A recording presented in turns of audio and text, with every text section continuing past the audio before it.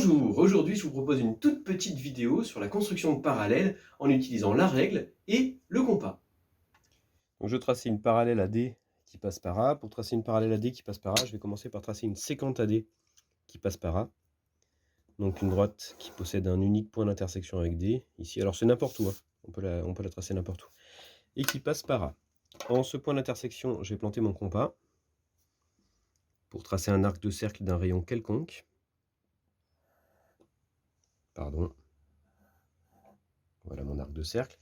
Et je vais tracer un arc de cercle de même rayon et de centre A, coupant la séquente aussi.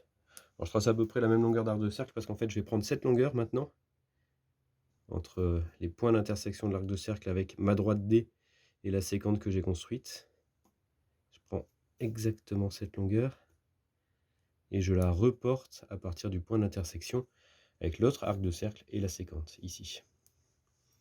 Et je n'ai plus qu'à tracer en passant par A et par le point que je viens de construire. J'obtiens ma parallèle AD passant par A. Alors pourquoi est-ce qu'elles sont parallèles? Tout simplement parce que ces angles-là sont des angles qu'on appelle alternes internes et que je les ai construits de manière à ce qu'ils soient égaux. Or, quand deux droites coupées par une séquente forment des angles alternes internes égaux, ces deux droites sont parallèles. Voilà.